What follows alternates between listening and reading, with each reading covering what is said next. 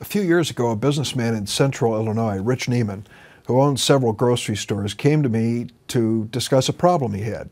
More and more of his customers were using credit cards and debit cards to pay for their groceries. Rich asked me if I realized how much the credit card companies and the banks charged his grocery store every time there was a transaction. I said I didn't know. He said every time they turn up with one of these plastic cards, debit cards, he says, I have to pay what's known as a swipe fee, an interchange fee, back to the banks and the credit card companies. He said, I don't get to negotiate this. They just tell me what it's going to be. And it's not transparent. Nobody knows what it is. He said, it isn't fair. It turns out to be one of the major costs of my business. And frankly, it's eating not only into my profits, but also into my ability to hire more people at my stores. So he asked me if there was a way that we could study this, and we did. We ended up with 9 different congressional hearings and 3 different studies going into the interchange fee or swipe fee when it came to debit cards and credit cards. Here's what we found.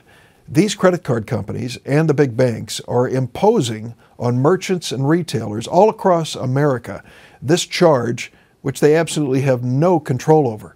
It means that the merchants and retailers raise the prices of gasoline and groceries and buying food at restaurants, you name it.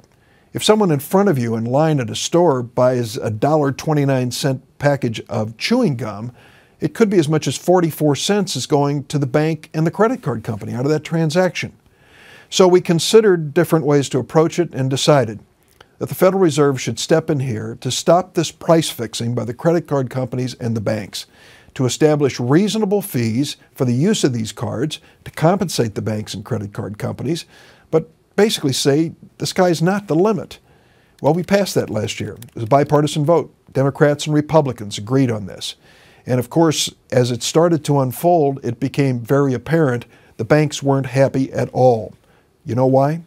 Because each month in America, the banks and credit card companies on these debit transactions end up collecting $1.3 billion a month, each month, in these interchange fees. That's money we pay as consumers, and retailers and merchants have to give to the banks and credit card companies.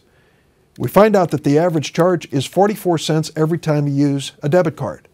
And what's the cost to the company and the bank for the use of the card? Less than 10 cents. They're overcharging, and in their overcharges, they're imposing this additional expense on businesses and consumers. Well, now that we have this law on the books, you can imagine the banks are fighting back, big time. They are after this amendment and trying to roll it back. They say, just give us 2 more years to study it. 2 more years means $1.3 billion a month, over $30 billion in additional handouts, most of it going to the biggest banks in America that just got the taxpayers' bailout.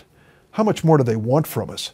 They take the taxpayers' money because of their mistakes. Now they want to overcharge merchants, retailers, and customers with this swipe fee. Well, the battle's on in Washington.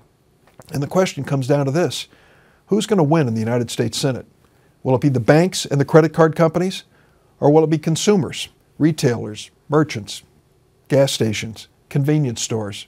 Oh, I understand the stores involved. Some of them are pretty large. Make no mistake about that. But an awful lot of smaller businesses that take these transactions every single day find out that the charges from the credit card companies and banks are one of the most expensive things they have to deal with every month. I want to make sure that small businesses in Illinois and across America have a fighting chance in this recession to not only survive, but to make a profit, to reduce their costs to consumers, and to hire more employees. The biggest single engine of job growth in America is small business. And that's why I'm engaged in this battle. I'm up against the big leaguers with these credit card companies, Visa and MasterCard, that control 80% of the debit card transactions, and the biggest banks, the Wall Street banks, who got the bailouts not too long ago. So I hope that in the end, we can stand together for Main Street in America, for the businesses that make a difference in towns all across Illinois, large and small. These businesses deserve a helping hand. Customers and consumers deserve a break. I think this interchange reform is critically important for the growth of our economy, fairness when it comes to transactions between merchants and credit card companies, and giving the consumers across America a break when they deserve it.